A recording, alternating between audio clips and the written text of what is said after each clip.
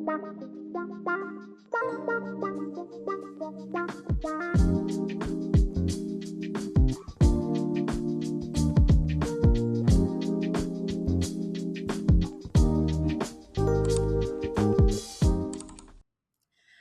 right. Hi, everyone. I'd like to introduce Michael Broukhim. He's a board-certified integrative psychiatrist, rabbi in training, and the founder of Rituality, a platform dedicated to reimagining meaningful practice for our modern lives. So welcome, Michael. I'm so happy to have you on today. And now I'm so curious because your journey is definitely a unique one, from medicine to spirituality to entrepreneurship. And so I'm wondering what early experiences shaped you into someone who bridges science, meaning, and ritual. Thank you for the introduction, Olympia. Great to be here. I think we're going to talk about a lot of things today. Yeah. Uh, yeah, I would say a major um, turning point in my life, and I still don't know how to make sense of it, was volunteering in a hospital to see if I wanted to become a physician. This is about 2 months after my dad passed away in 2007. So it was Christmas Day.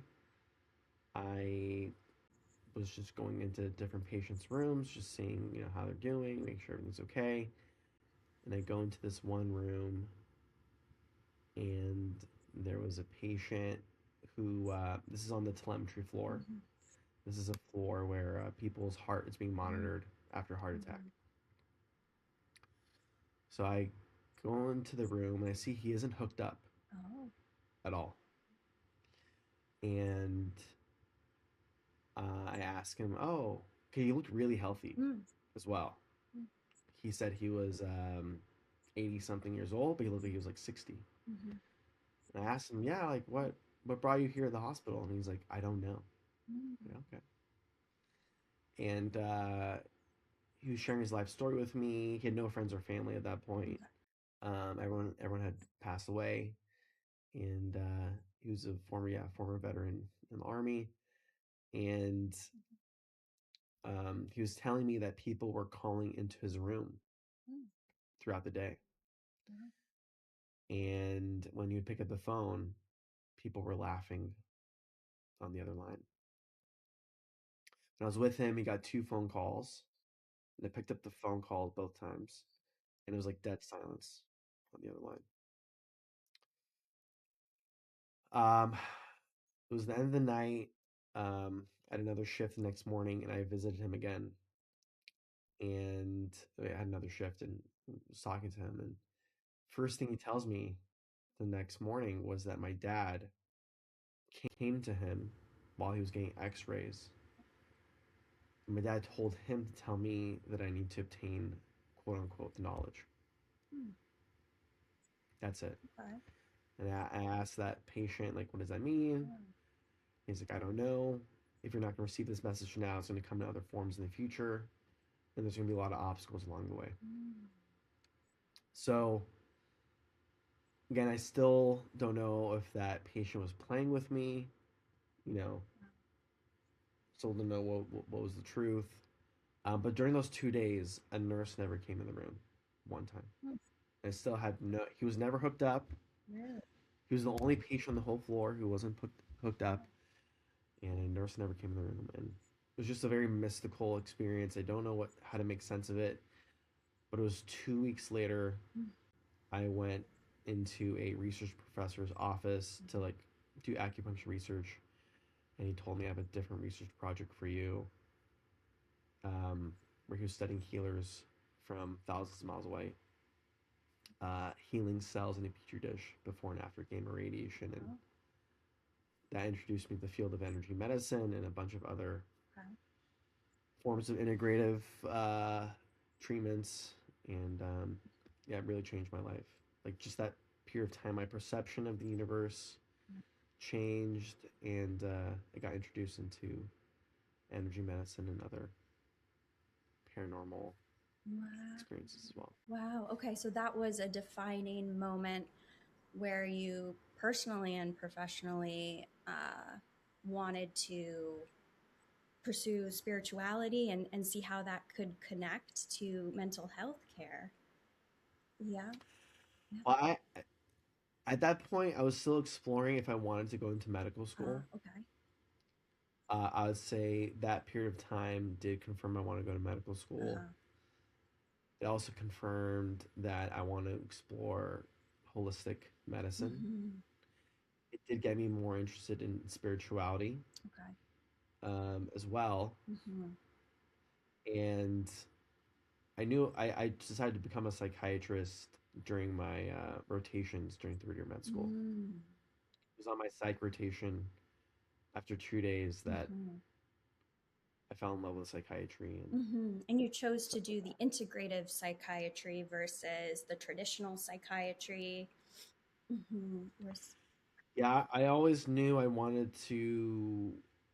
Yeah, ever since college, I knew I wanted to do integrative medicine, Mm-hmm. and it was the choice between going to like an MD school or going to naturopathic school, Mm-hmm. and I chose to become an osteopathic physician instead, as kind of like a compromise between the two. I see. Okay. Yes. Wow. So that training really opened your eyes up. Yes. And then also dealing with your dad's situation, that kind of led you down to spirituality. Mm-hmm. Yeah. Yeah, and again, I just started rabbinical school. I wouldn't say I've always thought about becoming a rabbi, Okay. but I was always interested in Jewish mysticism, like specifically Kabbalah. Mm-hmm. Um, but yeah, this past year, Mm-hmm. um, like over time, I've seen my work with patients become a little more spiritual in nature, Mm-hmm. and Mm-hmm. yeah, I want to do more work helping patients that are experiencing like existential spiritual Uh-huh. crises, and Wow. you know Yeah. people are trying to make sense out of life, especially in today's age where with our phones we have access to all the horrible things that are happening in the world. Like we have a front row seat with like Instagram and other um, media outlets that we can see everything that's happening Yes. in the world, and a lot of it, Mm-hmm. unfortunately, we're exposed to like more horrible things on a daily basis. So Mm-hmm. it's not surprising a lot of us ask, what's the point of all this? Why is this happening? Right. How could how could God exist if this is happening? And you Yes. know, Yes. questions like that. So, was there a moment in your training or your practice where you realized that medicine alone wasn't enough to answer the kind of questions your patients were bringing to you? Um, I don't know if it was Mm-hmm. quote unquote if medicine is Mm-hmm. enough. Mm-hmm. I think it was just like I think there was a common question, especially with people who were suicidal, of like Mm-hmm. what's the point of moving on with this much suffering? Mm. Okay. And I think for a therapist, or psychiatrist, Mm-hmm. Right. that can be hard with no Yeah. spiritual leaning Mm-hmm. or explanation. Um, Yeah. Yeah. We often talk about trauma as something that happens within families, but it also happens in a societal and generational way, shaped by things like war, technology, like you mentioned, and even the COVID lockdown. Um, yeah. so, yeah, do you then believe we're in some kind of mental pandemic of sorts due to the isolation and disconnection that technology brings? I think it's a lot of things that are happening all at the same time. Mm-hmm. Um, the first one is a phenomenon where I see with patients where entertainment on their cell phone is so stimulating, Yeah. brings in a lot of dopamine that they don't want to read books, Mm-hmm. they don't want to exercise, they sometimes find their phone to be more, I don't want to say fulfilling in terms of like meaning, but more fulfilling in terms of like a dopamine rush Mm-hmm. and like hang out with people. Yeah. So yeah, it's not common. It's becoming more common where I have patients spending, around 4 hours per day, if not more, on their cell phones just for entertainment. This is separate from Yeah. talking to people, and this is making people's ADHD symptoms worse, or people are now having like ADHD, screen induced, ADHD symptoms. Yeah. Um, Again, I heard Mm-hmm. crazy statistic that between during the since 2020, uh, Mm-hmm. stimulant prescriptions went from like 8 million to 40 million per year. That's why the DEA has Mm-hmm. been trying to decrease the amount of stimulant prescriptions that are Mm-hmm. uh, filled by pharmacies, forcing them to be in like quotas. Right. Um, Yeah. so smartphone is causing an issue with how addictive it can Mm-hmm. be from like the social media lens, from the social media perspective. Mm-hmm. And then now you have AI coming in, and it is uh, such a great tool to get Mm-hmm. advice from. Mm-hmm. Um, it seems very wise. It seems very comprehensive. Mm-hmm. Also, its languaging makes the user feel like, you know, Yeah. good about the Yeah, decisions that they so want to many of my make. clients use ChatGPT for therapy. Yeah, Yeah, it's amazing. They'll send me we screenshots we have through email of a conversation yeah, they're having with ChatGPT. and especially since a lot of these AI agents, Mm-hmm. they store the conversation, Right, and they like HIPAA really know compliant. the user. Mm-hmm. And so, yeah, we had a patient, recently who fired one of their therapists because they thought AI was more Right. effective. There are people now not hiring contractors, like whether it's graphic designers or Mm-hmm. like other consultants, because AI provides really good content, really good input. Mm-hmm. And so human beings are slowly being seen to be dispensable Right, which further creates in a lot of that, yeah, ways. isolation. Mm-hmm. Almost like it's a Yeah, zeitgeist trauma, right? Trauma induced by yeah, culture. Our culture is so AI driven now. yeah. Well, it's I knew pretty early that the most common form of trauma that I see that's unresolved is emotional neglect Mm-hmm. from childhood. Yeah. Parents who, Mm-hmm. you know, again, they provided clothing, home, food, but like they didn't necessarily um, acknowledge on a daily basis like the value of their child by like spending time with them, being curious about their life. And again, I think that's had Mm-hmm. pronounced negative effects for a whole generation, if Mm-hmm. not two generations of people. Yeah, it pushes them further towards AI for comfort and guidance and support when they don't have that family system that's supporting them. Yeah, or mentorship Mm-hmm. or leadership or parenting. And so um, AI allows us to be even more self sufficient, Mm-hmm. which makes us not need to ask people for help. Mm-hmm. And so we end up learning not, Yeah, we end up learning, to self. there's another obstacle or another reasons why we don't need to ask people for help, Mm-hmm. which makes it more difficult for us to ask for help when we really need it. Mm-hmm. So this is a big reason why I wanted to create a rituality, is to help people to engage in meaningful practices with themselves and others. Because rituals have been used for thousands of years Mm-hmm. as a way to connect groups of people, um, in again cultures, religions, Yeah. and Yeah. just want to, again, from a psychiatric perspective, I think that's really important. And then Right. as a future rabbi, Yeah. want to provide as many technological tools to get people connected, not just within Judaism, but again, Mm-hmm. um, broader culture and Mm-hmm. other religions.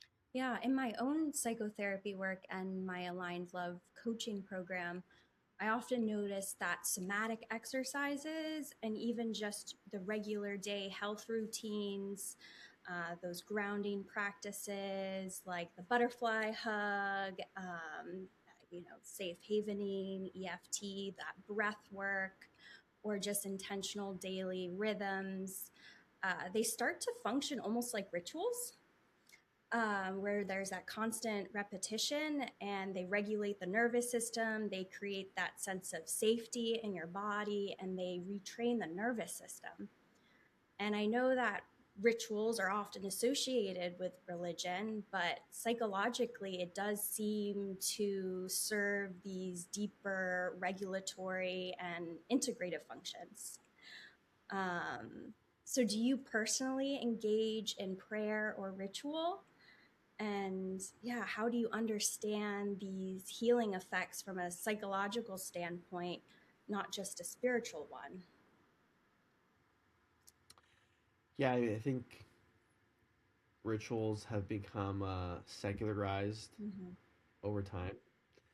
For me, my I guess my primary ritual is in the morning, where one, it's a cup of coffee, Mm-hmm. and then also saying some prayers of protection. Mm-hmm. Um, that kind of is like a demarcation of like, this is my, how do I say it, more like insular self, and then now I need to like be prepared to like go out in the world. Yeah, So like the prayers combined with coffee, it's just right. I don't know, the coffee one just like Mm-hmm. is that like that physical Right. reminder that also I can feel internally of like, okay, Mm-hmm.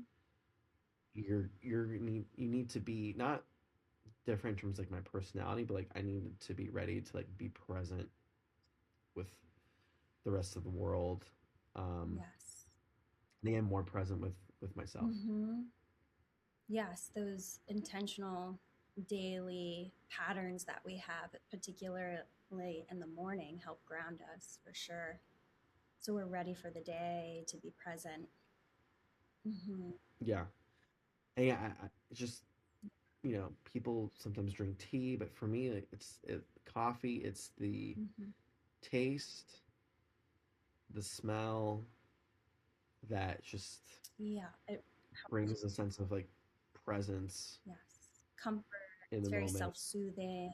Yeah, and the warmth, and the The warmth. warmth. Yes. I drink decaf Okay. usually because when I drink caffeine, Mm-hmm. it makes me feel like I can do a lot more than I can do when I Yeah. end up doing too much. Right. So Right. decaf. Yeah. Yeah. Yeah. Right. 2 cups can make people a bit wired or jittery or anxious if they Yeah. already have anxiety. Yeah. Mm-hmm. Yeah.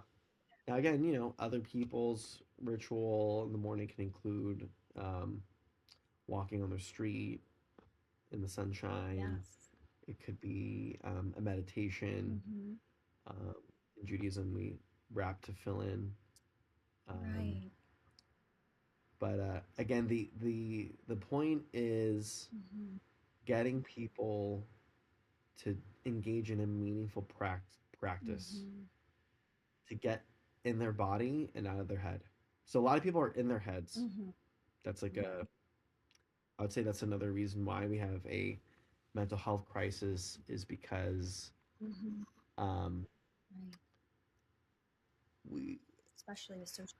I think especially with social media and smartphones, like people are just Yeah, consuming right. We're wearing out our brains.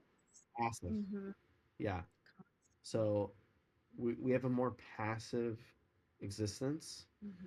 and I think Right. it would be a lot uh it would serve really well our especially in the US for people to be more hands-on in their life. Mm-hmm. Um I what I foresee long term with AI is that AI is going to be so good at productivity Mm-hmm. that and of managing the virtual world Mm-hmm.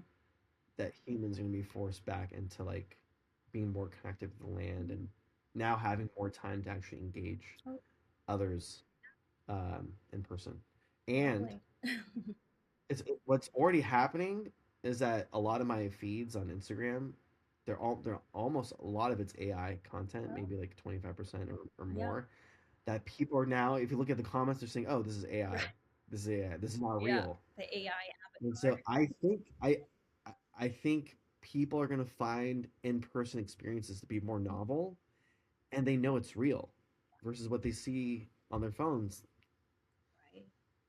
Every month goes by, and like we don't know what's real, but we know what's real in person. Yes, right, right. And these rituals that you'll be teaching in rituality, there's a psychological impact, right? About repetition, symbolism, and collective participation. There's something very healing about ritual.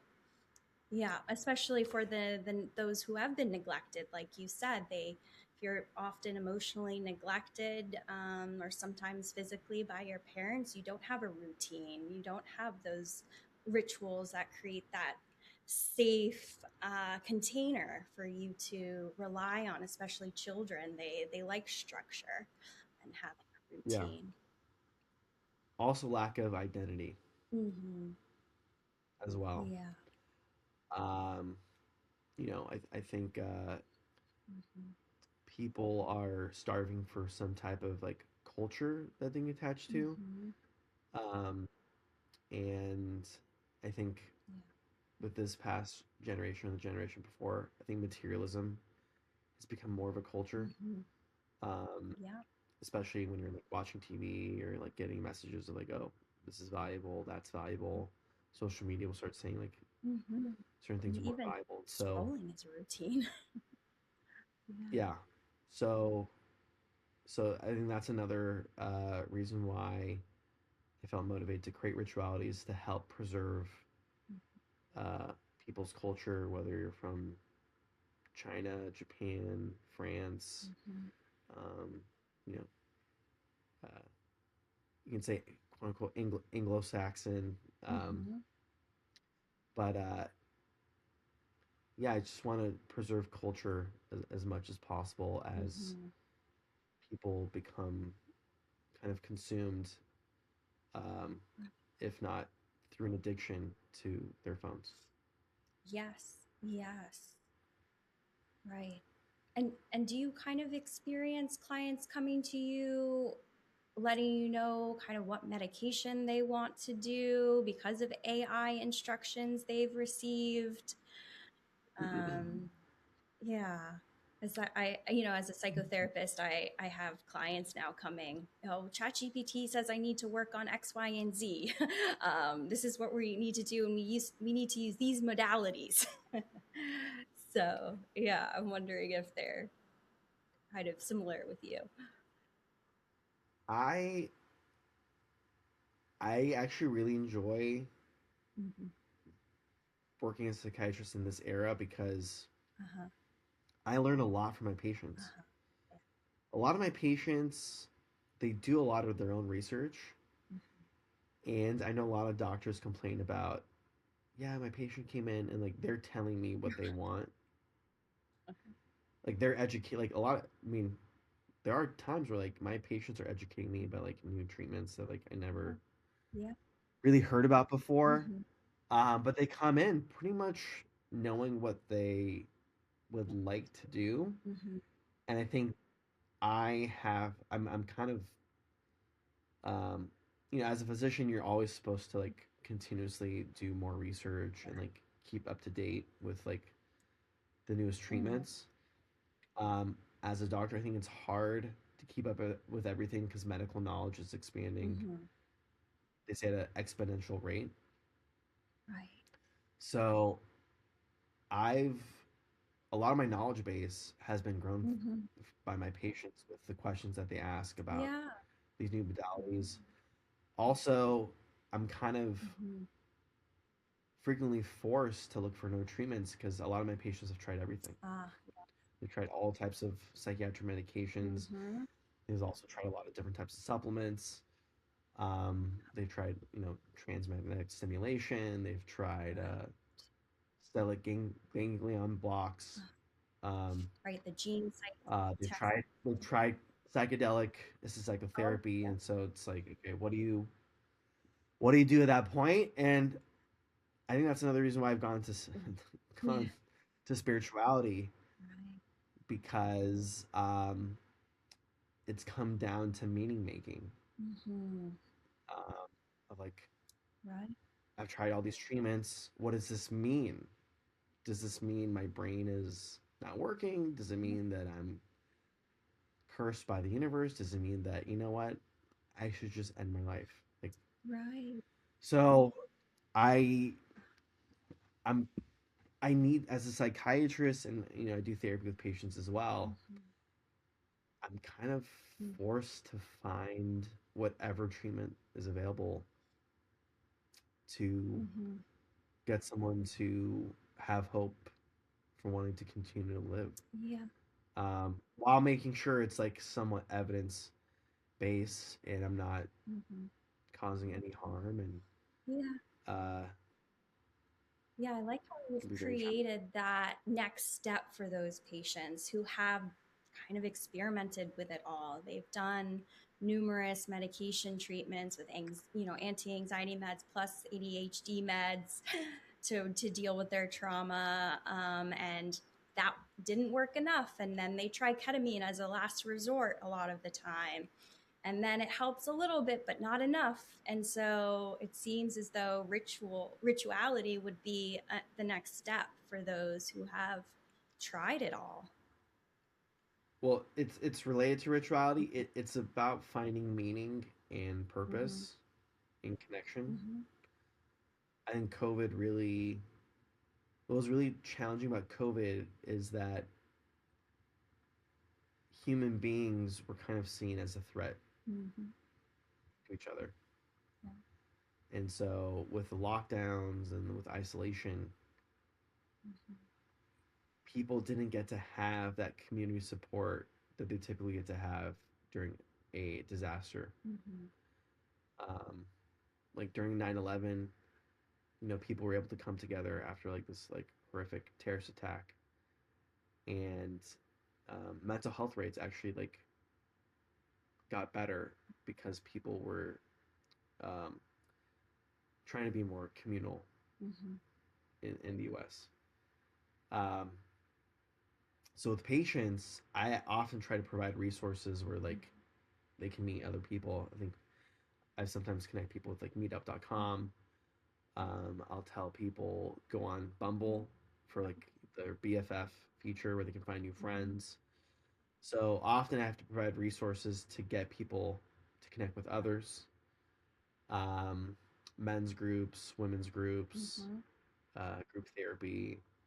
Um, Unfortunately, during the pandemic, a lot of those groups have now uh, they don't exist.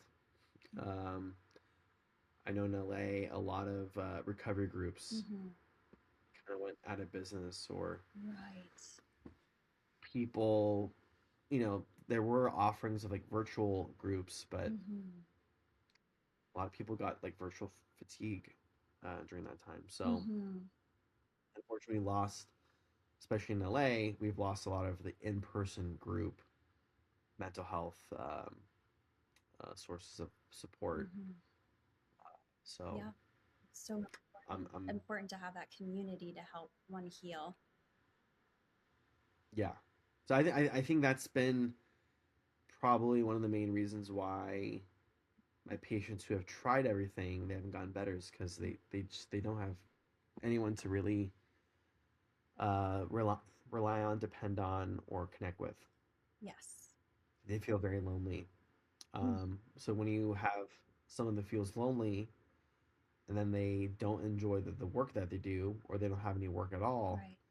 that lack of meaning combined with loneliness is just, Right. It kind of hits it's not upon. surprising that nothing works treatment wise for those patients. Right. And I also bring up these existential concerns too. YOLM's for existential concerns, and isolation is a main one, and loss of freedom. And so many people are feeling aimless and like they don't have purpose or meaning in the world. Yeah. And medication won't fix that. And some of them go to medication hoping that it will starve off the loneliness or the Yeah, isolation that they feel. Um, um, yeah. yeah. And again, this isolation or this lack of meaning often leads to addiction, Mm-hmm. Yeah. whether it's food, whether it's social media, um, whether it's kratom. Mm-hmm. There's all types of substances that are available, and I get more and more surprised about how easy it is to order uh, substances or even drugs. Yes. I had one patient that was somehow was able to order Mm-hmm. Ambien Mm. from another country Wow. pretty easily. Yeah. Uh, Mm-hmm. so people are finding ways to get access Mm-hmm. to drugs Yeah. in a much easier way than it's ever been. Mm-hmm. So And it seems like they're leaning more towards gene site testing before they get the medication. Do you see a lot of that too, where they want to get blood work done to figure out which medications align best for them DNA wise? I've heard them talking about this, how they don't want to do the trial and error process with medication. So if they get this test done, they'll know what works best for them genetically. Yeah. yeah, my I've used the gene site. It doesn't necessarily tell you Mm-hmm. which one's going to work. It just tells you how you're going to metabolize it. Mm. Mm-hmm. So there's Yeah. the testing is going to show which medications are going to stay in your body longer versus which ones are going to Mm-hmm. be metabolized quite quickly, and which one you're going to have more side effects with. Mm-hmm. So I think that the testing helps you determine which ones you're going to have less or more side effects with, Okay. but it's not going to tell you, oh yeah, this one's going to help you like not be depressed or not be anxious. It's not. Mm-hmm. Just how it It's not going to help will with that. react in your body. And yeah. Yeah, but that's a big part of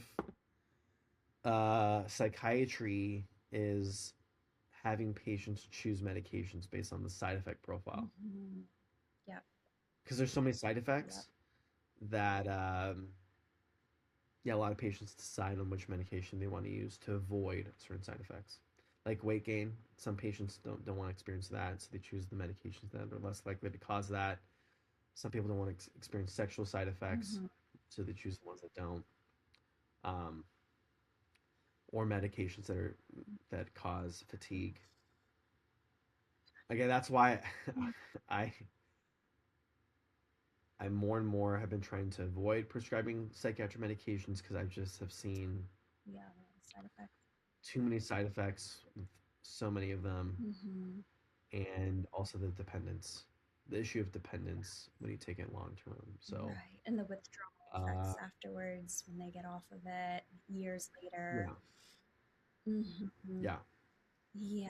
not just years. This can be a year Just, for some people. yeah. And they have those severe withdrawal effects.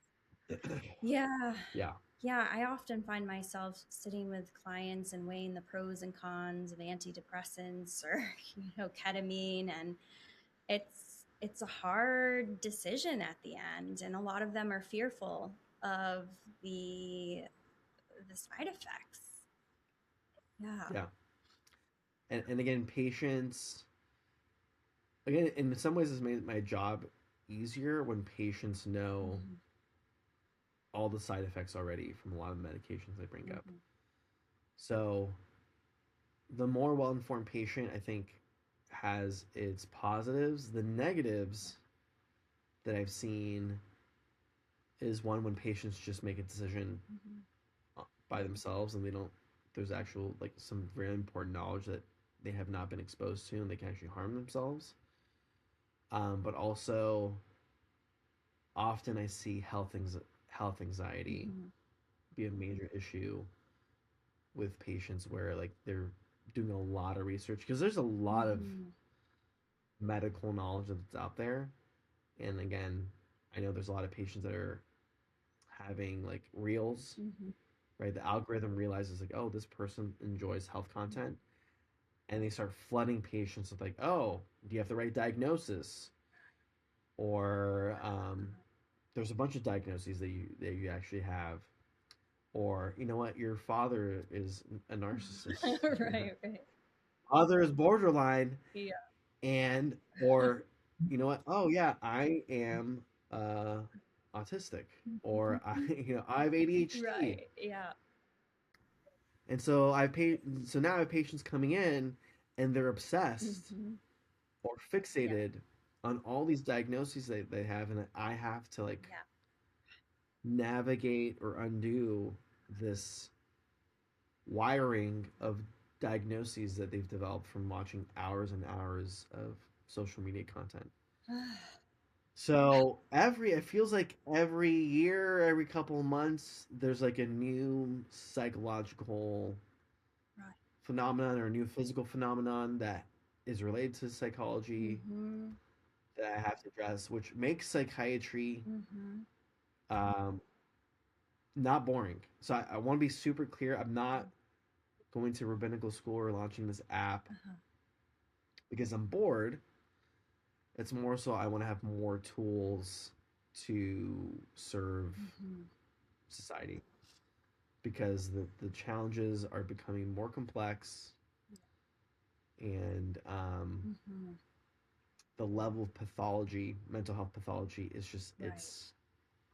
it's kind of Entrenched. becoming a bigger monster. Yep. They're Um, constantly self-diagnosing and diagnosing other people. Yeah. Like they meet yeah, on a date. Oh, he's this, he's that. yeah, which is leading to more fragmentation, less people entering relationships. Mm-hmm. Um, Yeah. Again, I don't know if this is true. I heard since 2020, 80% of marriages are now leading to divorce. Yeah. Yeah. Um, Higher and higher. Mm-hmm. And people are just deciding not to so marry and have children.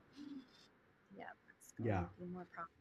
a major one that we have to mention is economic hardship. Mm-hmm. More often, a major cause of anxiety for my patients is just not having um, enough money Yeah. to meet their, you know, Mm-hmm. it's not just basic needs, but like their medical bills. Yeah. Right. Very often, Yeah. I don't take Mm-hmm. insurance in my clinic, and money is very often a topic of conversation in the therapeutic Mm-hmm. I think that's why a lot of relationship. people are now going to their primary care doctors to get antidepressants because it's less expensive. Hmm. Yeah, Right. And then they don't have proper and treatment, they just get a band aid. yeah, and we know in the field of medicine, visits are becoming shorter and shorter. Mm-hmm. I remember, again, that's medicine as a whole. But I remember when I was looking for a job after residency, Mm-hmm. there was one job where the psychiatrist was telling me, "Oh yeah, you're gonna see around 30 patients in a day." I mean, Burnout. I know there's been a few weeks where I ever saw. I've been in private practice Yeah. for since 2020, um, separate from residency. Mm-hmm. I don't think I've ever saw more than like 30, 40 patients in a week because I spend Right.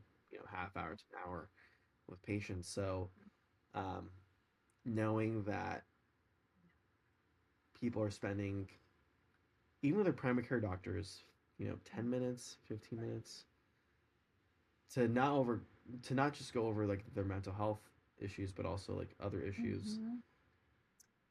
There's going to be a lot of misprescribing, overdiagnosis, misdiagnosis, and that causes a whole other set of issues. Yeah, snowball effect.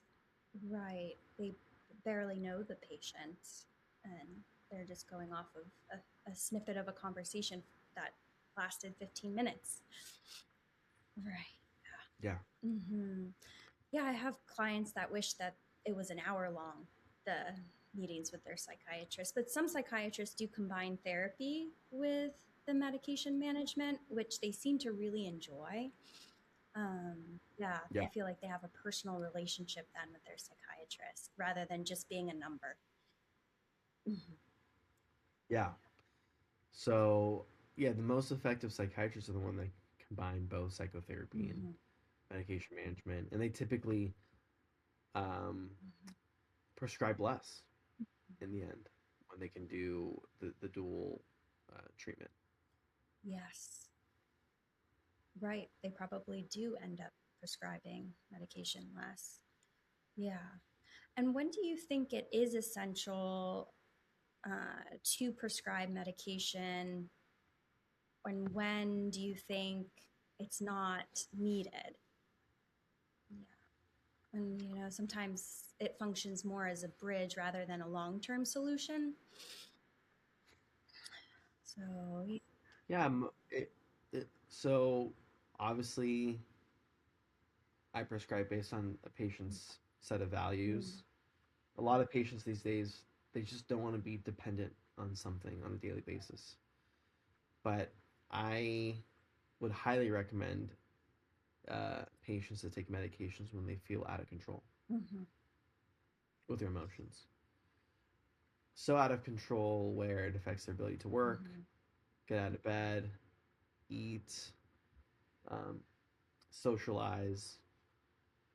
Suicidality is another one. mm-hmm, Um, Someone, often questioning their own existence to the point of again wanting to end their life. So I am cautious with prescribing, but mm-hmm. I'm making sure that I'm providing other tools so that we can eventually come off of the medication. They don't need to be on it long term. So that's Mm-hmm. so like other treatments I'm often recommending is Mm-hmm. listening to me do psychotherapy as well. This is going to be the main form of treatment. The medications I'm prescribing you is more of like an emergency, Mm-hmm. urgent solution Mm-hmm. to help bridge you until you can find the proper mental health team, to find the proper like regimen with diet, lifestyle changes, um, you know, me giving them community options to like meet new Mm-hmm. people, to form new community. So again, I kind of see it as like a cast Mm-hmm. for like a broken arm. That's how we use psychiatric medications. Okay. Yeah. So if they feel out of control emotionally and it's affecting their daily functioning, that's when you would decide to prescribe some sort of dosage, maybe starting off low and seeing how they handle that. Mm-hmm. Yeah. And have you seen a rise in ADHD and autism from technology? Because I feel like I have so many For, clients coming to me saying they have ADHD, and I know that technology can impact that to some degree, but it seems like an overwhelming amount of clients saying that they have ADHD, and I wonder if you have that same situation. yes, ADHD. Mm, A lot of people are coming in with mm, that complaint. mm, Um, Again, it's it's tough because maybe this is a good metaphor. So meth in at least Southern California is really big, and sometimes a way to kind of wean people off of like cravings for meth is something like Wellbutrin. mhm, Okay, which again releases dopamine, but in a non-addicted way compared to like meth, for example. And you have to bridge these patients in some way when they're addicted to meth. So when it comes to cell phones, it's so addicting that and it's impairing their functioning so much where like they can't do their work. They can't read. Their level of functioning is so impaired that like and they can't regulate their use of their cell phones. So like they meet in terms of like if I give them like a ADHD like a checklist form, for example, like the ASRS, even though they grew up with no issues being like, in school, they had no issues working, or like had no issues during college, but in the last 5 years, for the first time in their life, like they really can't focus. I've had to prescribe stimulants because cell phones have really significantly affected their functioning by that much. Right, because they're and I need to provide a medication that releases dopamine so that they can stay away from their phone. And do you also prescribe a lifestyle adjustment as well on top of that, kind of like regulate your phone usage? This is really I tell them. So yeah, let's say someone's using it for more than 4 hours a day for entertainment. I say, okay, let's get to 2 hours this week for the next 2 weeks, and then let's get to 1 hour. I have patients who are parents working full time. They want to exercise. They want to do all these things. And I just tell them like, listen, you can't afford to spend even an hour per day being on your phone for entertainment because you're super stressed out about time management. So yeah, lifestyle coaching is a huge part of what I do. And so I try to figure out with them what would be more exciting or as exciting as your phone in terms of certain activities. And again, if it's really hard to motivate them to engage in things that are very important in their lifestyle, that's when I bring in medications. Right. To get them to follow through on things that are very important for their life to be sustainable. Yeah. And some people report even shaking if they're too far away from their phone for too long, or having intrusive thoughts of like needing to check it. I think it makes OCD, the checking compulsion that sometimes accompanies it, more reinforced because they can check the phone constantly. It's been really sad for me to see with some of my adolescent patients that when their phone is taken away, they get really angry. It's like they're very, I mean, the youngest generation was Generation Z. Yeah. That they're the most addicted. They don't know, I mean, they haven't been exposed to the life that like we have in terms of, I think smartphones were introduced like 2012. This is after college. For me, with Generation Z, they grew up with it. They grew up with this level of like increased stimulation through screens. Then when you try to take it away, they get really angry and they feel like it's their lifeline, especially their social lifeline. And they can get violent towards their parents if it gets locked away. It's break into a rage. Yeah, so helping people become comfortable with boredom, I think, is also key. Just not even replacing one activity with another, but just kind of sitting with yourself. A lot of creativity comes from boredom. Just having to. I think it's mindfulness. Getting people to be in a state of mindfulness where they're not doing anything physically, but they're connected with their breath, their minds in a way that I'm hoping can be more inspiring and insightful than like I hate myself Mm-hmm. or I don't have value, I'm worthless. Mm-hmm. Um, Mm-hmm. so a big part of my work is helping people improve their relationship with themselves. Because if you don't have a good relationship with yourself, that's when you do want to distract yourself with Mm-hmm. phones, drugs, food, Mm-hmm.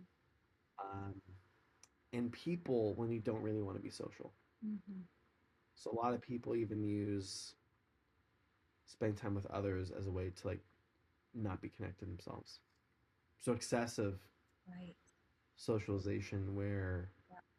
there's no time for self-reflection because they don't like themselves. Mm-hmm. And without self-reflection, there isn't any self-awareness.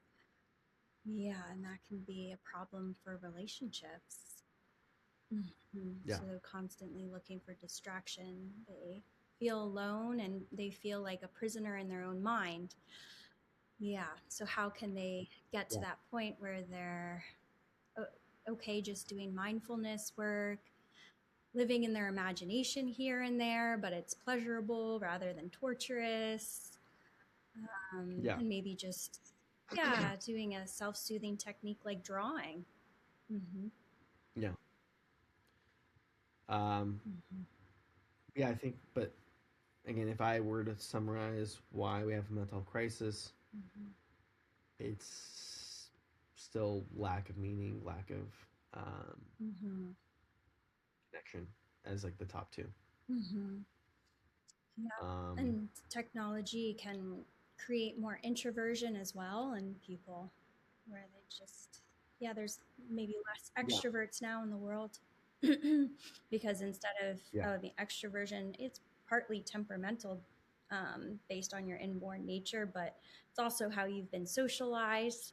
So if you aren't being socialized to play with other children when you're a child and instead given an iPad, your child will become more introverted. Yeah, rather than yeah, getting out there and forming relationships in an easy manner. So, yeah, so I'm so glad that you are doing rituality to help bring community back. Um, and especially those rituals, which, like you said, could act as mindful techniques. Mm-hmm. yeah. Yeah. So that sounds wonderful. So, yeah. So, is there kind of anything else you wanted to mention? My biggest concern is that, especially in the U.S., I'm not sure if we have the proper container or the proper setting culturally for psychedelics to become mainstream because traditionally in more indigenous communities, psychedelics is used in a communal setting Mm-hmm. and in the right lifestyles as well, Mm-hmm. where they have access to nature. Mm-hmm. And I'm just concerned that, especially in the US, a lot of people engaging psychedelic medicine with not a great sense of community, with a lifestyle that's not really conducive, that's sustainable from a nervous system perspective.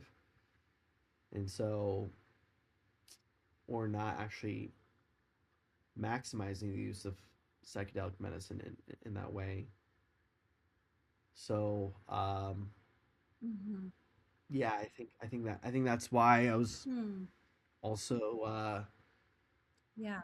encouraged to create ritualities to help kind of provide the proper Mm-hmm. setting for people where they can Mm-hmm. uh, engage in like medicine work in a more Mm-hmm. I don't want to say effective way, but in a way that's likely to last and also um, not cause harm.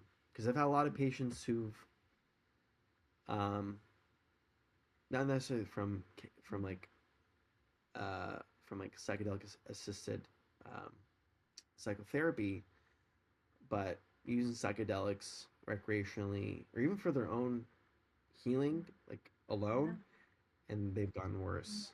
And Yeah. So readily available often, now with it being delivered to yeah, your door, and heard some clients going to clinics and just being shut in a room with no therapist and given the ketamine, and they're in this white box on, yeah, yeah, just on the ketamine. And it, to them, it wasn't a good experience. It was sterile and not really yeah, conducive to their healing process. Yeah, and there's yeah, overdoses with ketamine and people taking it too much. Mm-hmm. yeah. So yeah, I know people getting ketamine delivered to their home, and you know, you're supposed to use a sitter, but are they actually using a sitter for those experiences? Mm-hmm. And so they're often using it alone Mm-hmm. and likely to getting in their head even more Mm-hmm. and potentially experiencing more anxiety.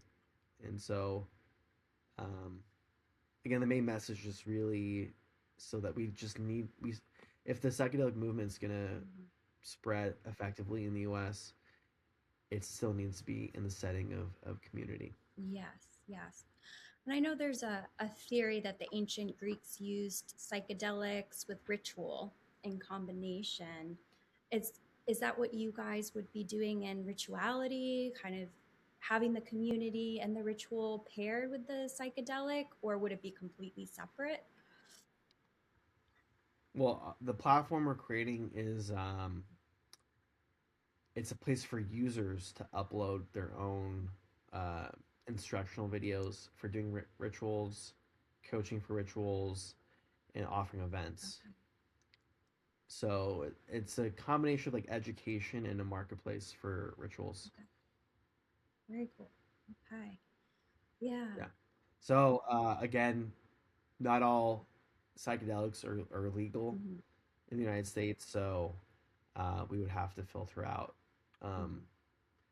rituals where there are illegal um, uh, substances that are being used or psychedelics that are being used. Mm-hmm. Have to regulate So that somehow. Yeah, but that is a yeah, really good note and reminder for everyone regarding psychedelics like ketamine that's becoming increasingly popular and widespread, hmm for people who can't break their depression or other issues. Yeah, they end up going to ketamine and it becomes just recreational for them where they take it very often. yeah, And knowing when enough is enough too, when is the limit. hmm yeah, Yeah. So wonderful. Well, thank you so much. I really appreciate your time here, and thank you for helping us all out. yeah. It's uh, it's a great privilege to be a psychiatrist. I love what I do, and there's also a great responsibility that comes with it. So again, trying to consistently improve the way I work with patients. Wonderful. Thank you so much. Thank you for Of having me. course. Have a good one.